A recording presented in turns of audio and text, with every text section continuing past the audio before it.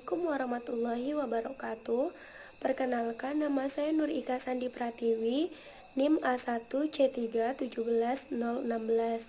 Baiklah, di sini saya akan menjelaskan mengenai materi pemanfaatan nuklir dalam bidang kesehatan, khususnya yaitu sinar X sebagai media rongsen.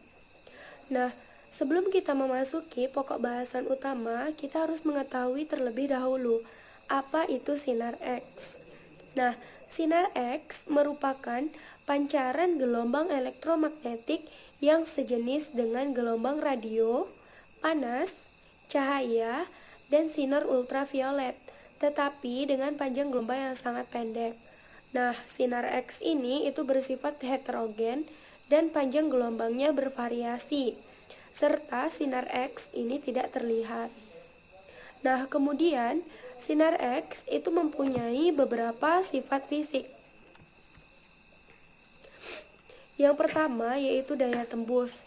Sinar X itu mempunyai daya tembus yang sangat tinggi, sehingga biasanya itu digunakan dalam bidang radiologi.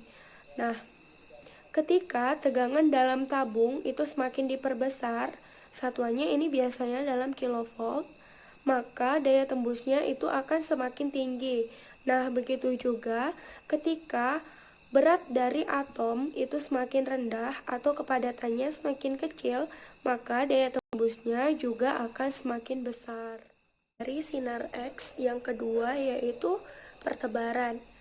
Nah, apabila berkas sinar X melalui bahan atau zat, maka berkas tersebut akan bertebaran ke segala arah, sehingga menimbulkan radiasi sekunder atau radiasi hambur pada bahan atau zat yang dilaluinya.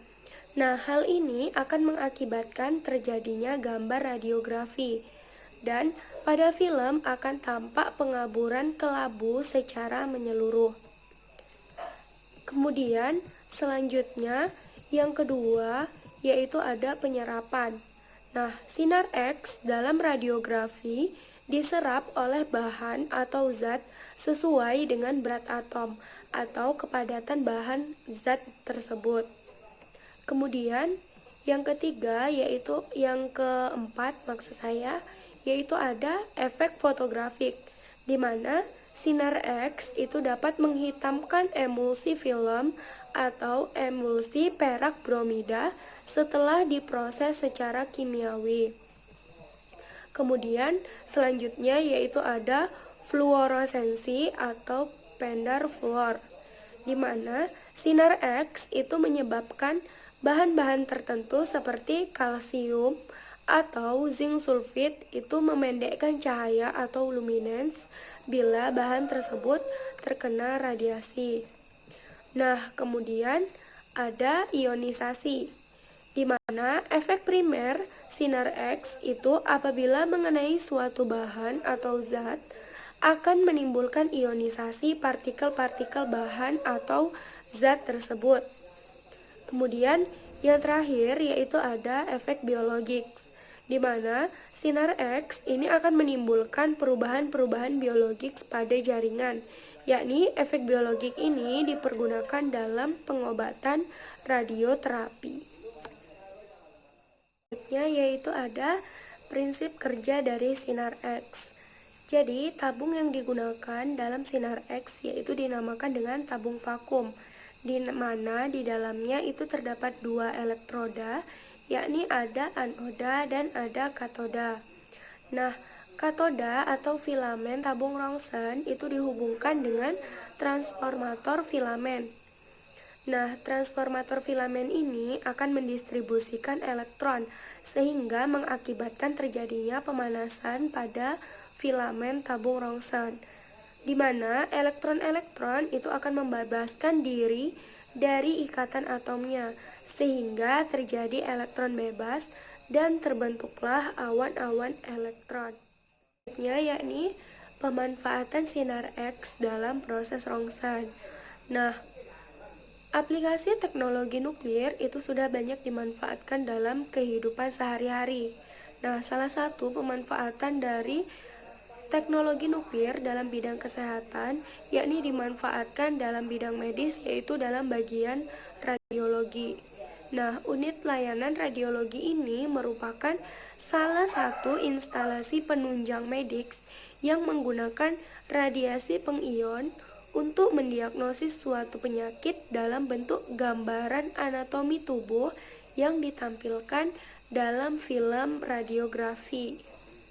Nah, pemanfaatan sinar X sendiri di bidang kedokteran nuklir itu adalah salah satu cara untuk meningkatkan kesehatan masyarakat, di mana aplikasi ini sudah cukup beragam, mulai dari radiasi untuk diagnostik, kemudian pemeriksaan sinar X gigi, dan radiasi sinar X untuk terapi.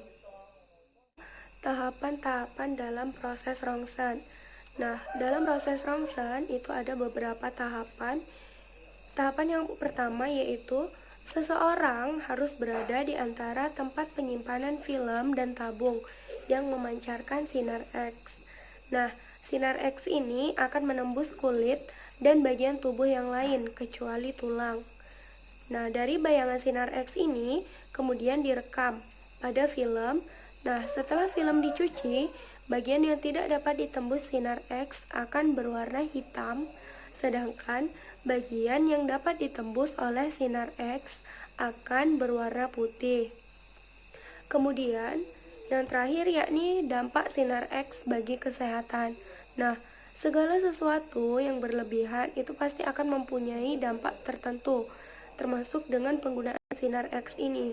Meskipun sinar X ini mempunyai banyak manfaat bagi kesehatan, tetapi apabila digunakan secara berlebihan juga akan menimbulkan dampak yang negatif atau dampak yang tidak baik bagi kesehatan manusia.